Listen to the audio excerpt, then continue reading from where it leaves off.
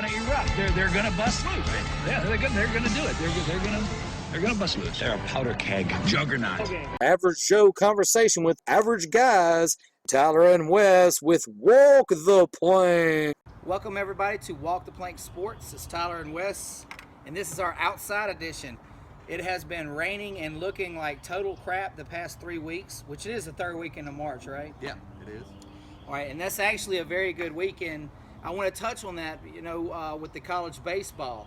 3 weeks. What does the third week mean if you're an Ole Miss Rebel? It's they've reached a 20-win game as of today. What is the record did they just break? That's the fastest Ole Miss baseball team to ever reach 20 wins.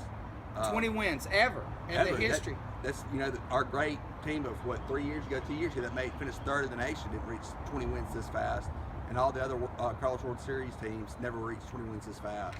Yeah, and that's the teams with Archie Manning and nickname players. Yeah, it's just a fantastic week. But we're outside and it looks lovely and it looks great. Kind of got rid of the Blair Witch thing. We have flowers and stuff behind us. A lot has happened in this past 3 weeks. Basketball tourney. We do have an SEC team in. Can you believe this A&M team? Well, if it wasn't for them not being their Texas A&M team they played in the second round, if they could have got in the ball to bound one time, Texas A&M would be in the Sweet 16. They're there though. Hey, it's an SEC team. I'm excited about it. I could care less because the SEC is represented. Now, how deep they'll go, this might be a one-and-done thing. Yeah, with the Sweet 16. I think they play Oklahoma in the Sweet 16. I think Oklahoma's going to make it to the Final Four, if not the final game. Oklahoma's a legit team. But we have some interesting things we're going to touch on. This is just the beginning to it all. This is going to be a real quick show. We're going to probably do a 30-minute show, but we're going to touch on college baseball, the basketball tourney, Robert Knemdiche. We're going to give our thoughts and views on that, and we'll be right back with you. Oh, yeah, and a little bit of Tennessee football. See you then. Walk the Plank. Welcome back, everybody, to Walk the Plank Sports. This is our outside edition, but hey, we got some crazy news that just happened, and I have this breakdown of what we're going to go over, but I can't wait. It's straight out of Mississippi State University. What happened? What have you got, Tyler? Malik Newman, their star basketball player, just had a press conference to announce he's going to forego his seasons at Mississippi State and go straight to the NBA. But the big news about this is he did not sign with the agent that gives him the option to come back to MSU if he does not get the draft grade he looks for. So do you think that he's playing a passive-aggressive approach? Yeah, he's got the ability to do it, so why not? I mean, you've got nothing to lose. I personally think he's gone. Even this time last year, he was being labeled as a one-and-done player.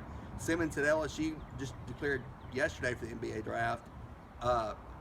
State fans, you got something to hope for. I just don't think it's going to happen, but it's just my opinion. So technically, he's only played a handful of collegiate games, and this, if he did go into the pros, would you say that this was a stepping stone for him? Yeah, I mean, very much so. Even during injuries. Okay. Yeah. All right. Well, I had to get that out of the way. Tyler just told me about it on the break, but we're going to go directly into Robert Knemdiche. This is an interesting topic here, coming straight from the NFL and other sources and teams. We figured out what the problem is, or at least we think we know, and it comes down to what we've been thinking the whole time. His brother, Denzel. What you got, Tyler? I talked to some people I know that have very close ties to the Ole Miss football team and coaching and administration. And I talked to them for a good little bit this morning about Robert Knemdiche. And Denzel has been a bad influence on Robert the whole time at Ole Miss. That was a plus and a minus for Ole Miss to sign Robert, was Denzel. We all know his mom wanted the brothers together at the same college, which it ended up that way, but the one holdback was Denzel. The NFL teams, that's what they're scared of, is Robert not being able to separate himself from Denzel Knemdiche. They're scared, how do you separate family of 21 years? And that's their drawback. But like I said last show, it only takes one team to say, hey, let's take a chance with this guy. I mean, he's got all the attributes in the world to be an all-pro player, but you gonna be too scared to sign him? You know, once he gets off the practice field or off the bus from the game, is he gonna go, you know, get a good dinner and go home, or is he gonna go meet Denzel and try to get in some trouble? That's what everybody's scared of. Well, here's what NFL. It's like I was telling you earlier. The NFL is a business, and right now, Robert's looking at. He's about a 28, 27, late first round pick. But me personally, I think that if they do some kind of clause in there, because the NFL, they have contracts to tell you what kind of shoes you have to wear, what kind of colors, what time you have to be in at night, what you cannot and can do. Like Ben Roethlisberger is not allowed to ride a motorcycle anymore in his contract. So it is plausible that somebody would gamble on Robert if he signs a contract to keep his brother out of him during the season. Well, I don't know, man, because his family lives in what, Nigeria or something? Well, his dad's from Atlanta. Now he lives down the street. Well, I was gonna say him and Denzel both live in Ridgeland, Mississippi, right now. I've actually run into the dad at going to the doctor about a year or so ago. Turns out we go to the same doctor, but that's another story for another day. So I know for a fact they both live here in Ridgeland. And the mom is from, I think you're right, Nigeria or somewhere in the African continent. Well, bottom line is what I'm saying is that I personally think, okay, first of all, this is absurd for me to say, even though all you people out there, you're going to totally disagree with what I say, or you might agree if you actually know the facts. But Robert Knemdiche may have jumped out or fell out or whatever happened out of a window, but he is not a Johnny Manziel. By no means. He's not out with the hookers and want to sleep with the finest girls possible. I mean, that's his own word. I mean, okay, first of all, Johnny Manziel's favorite group is 50 Cent. Robert Knemdiche's favorite group ever is the Grateful Dead. There are two different types of entities as a human being. I think Robert is actually a pretty cool dude. I know him personally, as do you. But we're just going to have to see. When it gets down to it, when the pen hits the paper, somebody's going to take a gamble on him. And I'm saying possibly if there's a contract in there about Denzel, I could see him going top 10 maybe. Oh, man, all it takes is one team. Like I told you just recently. Buffalo or Dallas. Yeah. The people I talked to this morning say Buffalo are really interested in him. But we'll see. We'll see. Well, now that we're here, do you want to fast forward and go on to the draft? Yeah, I bet y'all can't guess the first player out of Mississippi to be taken in the draft or signed with the NFL team. The most obvious pick? Yeah, Tunzel. But he hasn't signed yet. We've actually had a player out of Mississippi State University who can't get this. Yeah, he's the first one to go. The first one to go to the NFL draft, or the NFL this year. Never played football. He was a discus thrower at Mississippi State. 6'3", 6'2", 6'3", 297, 300 pounds. I don't have his name right off the top of me, but Tyler, if you could look that up real quick. But the cat, let me tell you, I was talking to Jake Wimberly on. He's on Bulldog Sports Radio. Y'all check him out. He's a pretty cool dude. Yeah, Jake he has some awesome show. But he was touching on his show that actually the question I asked is why didn't he play on Mississippi State's football team? You're talking about a guy who he's 300 pounds, he's got a 30-something inch vertical, over 20-something reps, 30 reps, I have no idea. He runs a 4.6, 4.7 40. I think it was 4.65. And now they never played it down, but the Kansas City Chiefs signed him as a linebacker. A linebacker. Yep. That's crazy. So I guess Mississippi State does have one up on everybody. The first player taken in the 2016 draft for Mississippi was a discus player. Yeah, hold on. Here it is right here. What's his name? Let's see. Guys, this weather's great, man. I cannot say his name. You want to try TAUTVYDAS? Trust us. Somebody from Mississippi State wins. And his last name is KIERAS. He's a discus thrower on the Mississippi State University track team. Went to try out for pro days and blew the Chiefs out of the water. My question is, if you're Dan Mullen, why don't you have this guy on your football team? Well, maybe. Well, that's what I was asking Jake Wimberly. Maybe. And Jake's response is very logical. He's on a scholarship for track. But you always see, like, Seth Smith was on scholarship for football, played baseball. Well, wait a minute. Hold on. Football, You're right. baseball. Kaleo Moore. Caleb Moore. He ran track. Quincy Attaboy, Joe. I don't know if Track. okay, I have to do some research on this. Jake Wimberly, I'm gonna get back with you on that because it didn't even occur to me there are several other football players that are crossing. Yeah. I mean, it even goes into baseball. Sinquez Golson. Like you said, Sinquez. Yeah. Great. Sinquez, for you Alabama fans and Ole Miss fans, you'll know he was one who intercepted the last pass. Out of Pascagoula. I was talking to his head coach 2 days ago down at my work. Good dude. Yeah.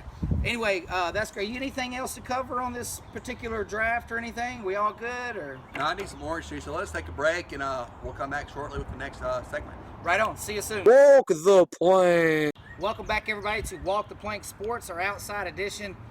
We had a camera malfunction and our duct tape came apart, so we had to fix that. And bear with us because we have a Robin behind us that's raising utter hell because the weather has been great. And he wants to sing about it. I would too. Yeah, I mean, he is going to town. I saw him in a rowboat in a life fest last week. Yeah, great weather, man.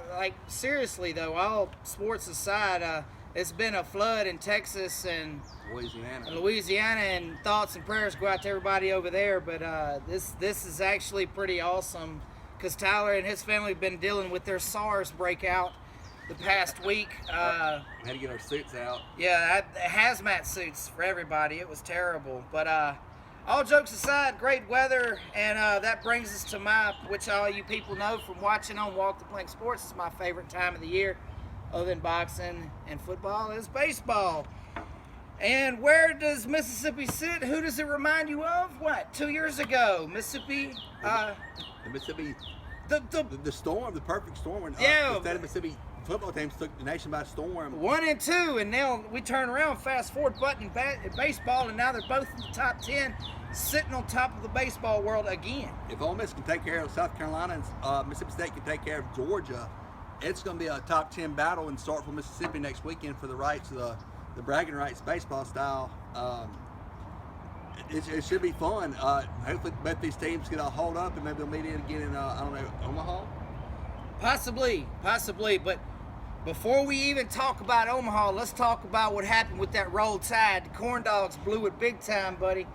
But LSU lost a lot from last year, and I thought this may happen, but with LSU, they're always strong in baseball, so I didn't want to count them out totally. But Alabama did go down to Baton Rouge and win 2 out of 3 and had a chance to win a third game. But when does that happen? Never. Never. I mean, I LSU is what we would consider the standard gold for the SEC baseball. I actually saw a tweet the other night about Sunday night after the baseball games ended, talking about this LSU fan tweet about how he wishes Alabama would just break off and just float away in the Gulf of Mexico. And they would look toothless then. Yeah, they'd look toothless.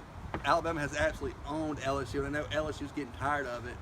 But Bama had a chance to sweep, and they were in the bottom of the 8th. Bama was up 4-1, and LSU had a 6-run bottom of the 8th and went 7-4. Otherwise, they would have been swept in Baton Rouge. Hey, props to Gator Nation. Number one in the country. Come on, guys. I mean, you're really tearing it. And A&M. Hey, I'm gonna touch after this segment. We'll touch on it. But A&M's what, 2 in the country?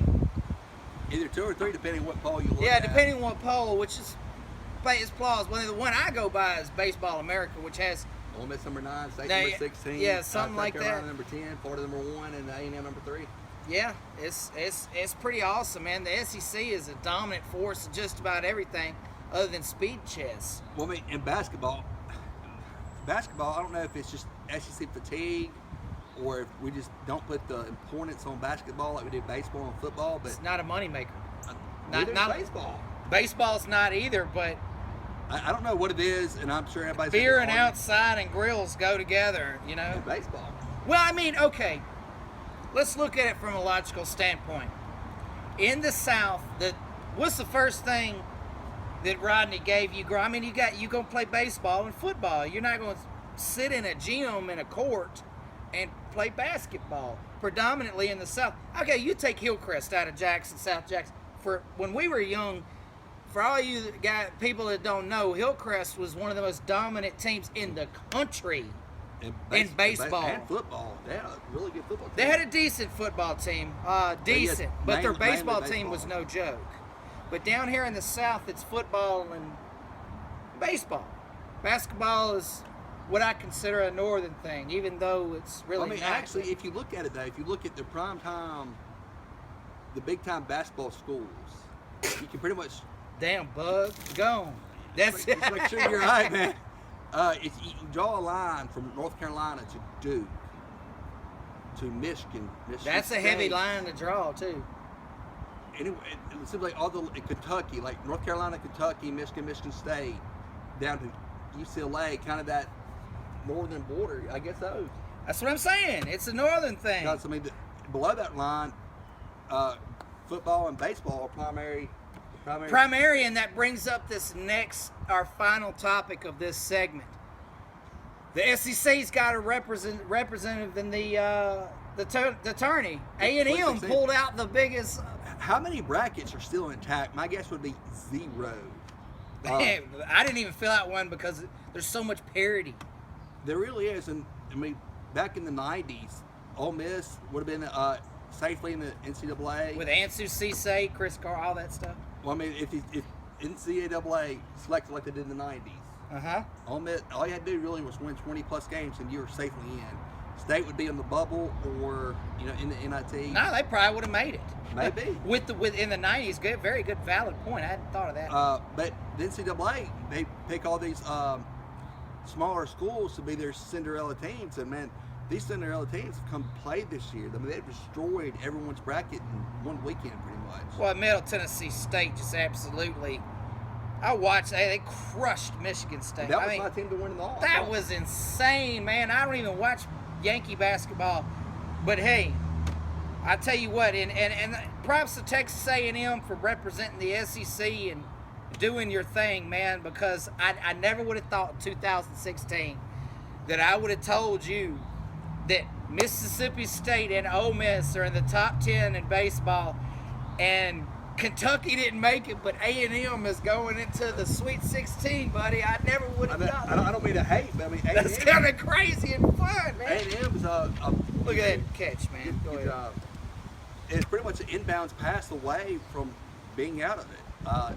They were down 12 with a minute 2 left, I think, and Northern Iowa just fell apart. And I guess it's just being the spotlight and not ever being in that position to actually close out a big game, and they panicked. I don't know if who all watched the game, but it was a heck of a game, and A&M looked sunk with a minute 2 to go, and they had steal after steal, turnover after turnover, and they actually made buckets.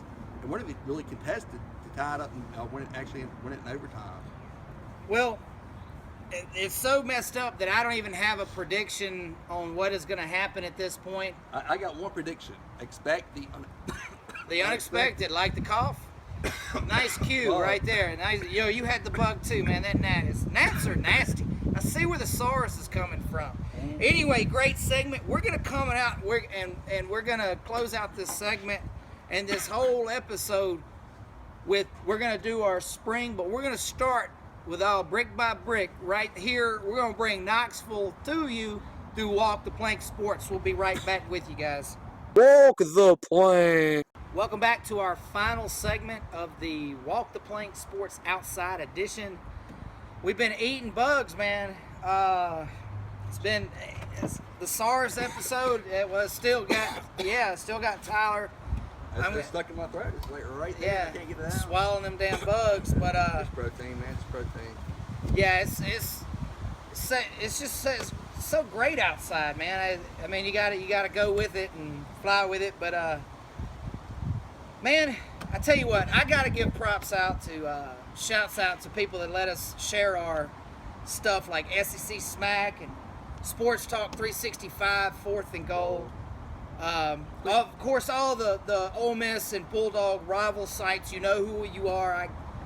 Thanks to all the admins out there, David Marshall, Jill Hamricks, I've got several other I got to mention, and but I appreciate you guys bearing with us and being lenient. Let us post our stuff on your page and not really giving us flack about it. We do thank you for that. Exactly. It brings a whole new concept to what we're doing, and you know, for the audience out there, as we're working with these people, it's kind of cool, you know, with technology. We can sit here and do this and reach out to people as far as New York City and never have to lift a finger thanks to all these admins letting us do all this. But thank you guys, and we're going to shoot right into the final sports talk of the day. The viewer question. The viewer question.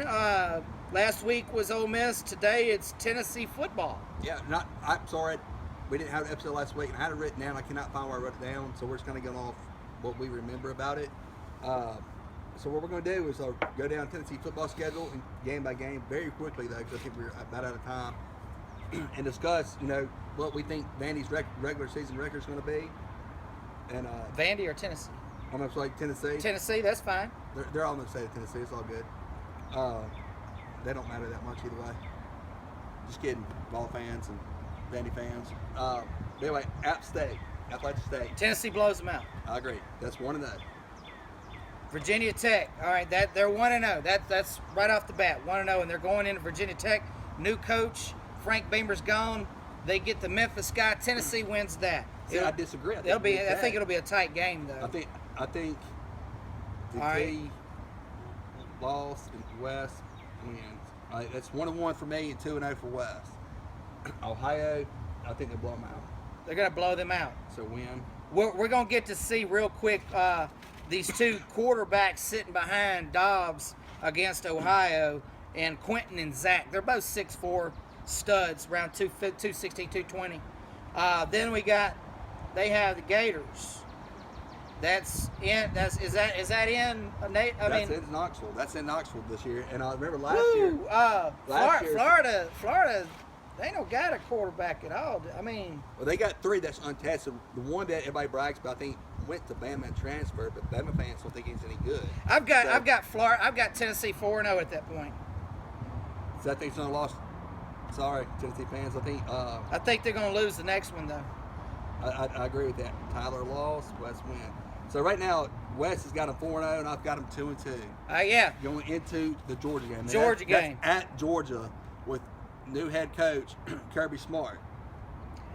I don't care what the deal is. They're going to lose that game. I agree. Simply because Kirby Smart's defense. Guys, he don't got to be at Alabama. It's his defense. That's why I think they lose Florida. Yeah, well, the thing is, Florida's always had defense. Yeah. So I've got both of us have a loss at Georgia. Yes. All right, so that puts me at 4-1, and you at 2-3. So we're going next to Texas A&M. Tennessee fans are loving me right Tennessee's going to kill A&M. I agree. Doesn't even matter if that's played. It's at A&M, but I think A&M's got so much. It doesn't matter. I think they're a dumpster fire. It doesn't even matter what's going on. Tennessee wins that game. Doesn't even matter. Here's the one that I don't think even is close, and I don't care where this is being played at.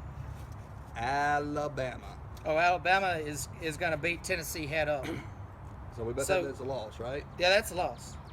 And here's my question game right here, coming up on schedule at South Carolina with new head coach Will Muschamp. Crazy Muschamp.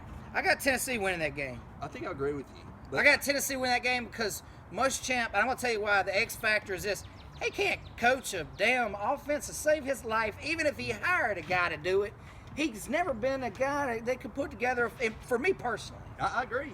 He don't know what he's doing. He says he's going to change, but I've heard that from Houston Nutt, and that didn't work out either. So I think Tennessee wins at South Carolina. So Tennessee Tech blowout. Dobbs will be out in the second quarter by then. Injury? No. If an injury was going to happen, it would be in between the Georgia and Bama game, and that would bring in Zach or Quentin. Which, if that would have happened, Dobbs, I would put in Quentin. So, barring no injury, you walk into Kentucky. That's a win both sides. I think you got to say that so for Mizzou. And tell you what, they're going to win out the final. They'll win out. They'll go. We both agree on that. By the way. Yeah, I didn't even have to talk to Tyler because that's common sense. So what have we got here? You have them 11-1. and I've got them at. I don't have 11-1. I've got them losing. Not 10-2. Excuse me, 10-2 for Wes. 10-2 is where I've got Tennessee. And then actually, you can go ahead and write 10-3 because they're going to lose the championship game. They're going to lose the championship And game. I've got them 8-4. So I mean, anywhere between 8-4, which isn't really a bad season. But 8-4, 9-3, I would think would be a disappointing season for Tennessee because all the hype. Last 2 years, we've heard nothing about Tennessee hype, and it just last year really didn't come through. And this year, Well, I'm really not basing off hype. I'm basing off of. well, I mean, you've got all the players from the bat. These players have had. And you got added players like You've that. got added They've got players. combo and defense, But let me throw which a could help. curveball. Let me throw a curveball. The big question in my book is, will the Tennessee staff be there come September? That's a whole nother segment. That's a whole nother segment. Even if they could, will the staff, will the AD be there? I'm saying. Will the athletic They director? let me Oh, clean dude, out. we're talking the big. Oh, this is the top. Title IX. This is some serious stuff. I'm not even worried about the NCAA. Title IX can shut you down. This is the federal government. Well, the thing is this. I don't think Tennessee football is going to be shut down. No, I think it's going to be fine. I think everything's going to be fine, and they'll settle out of court, all that. But somebody will lose their job over it. Yeah. that's Somebody a major will lose black it. eye. That's a major black eye. Yeah, it's a major black eye, and somebody will lose. They might even lose a player or two from this 2016 class. But bottom line, we're looking at. I said 10-2 for the Vols, with the losses coming to Georgia and Bama. And Tyler's got them going 8-4. 8-4. Losses. No, actually 8-5, and I got them 10-3 because they're not going to win the SEC championship game. Yeah. They're just simply not. And we will discuss that in a later episode of why they're not. So, Will they lose to Bama 2 times in 1 year, or will it be a new team? yeah, possibly so. But anyway, great segment, y'all. Like I said, shout out to all of our people that let us come on board and do this. Great weather. I'm going to go home and Start a grill. and drink some beer and Kill some ants. kill some fire ants, kill some gravel ants. And if we missed anything, you got any questions, just inbox either one of us or hit us up on Walk the Plank Sports. Tyler's going to go back and have all the little bells and whistles. It'll scroll across the screen. And guys, you take care, and we'll see you, Hey, next week. But what you got? Next week, I just want to say prayers out to the bombing victims this morning, late last night. Tragic situation.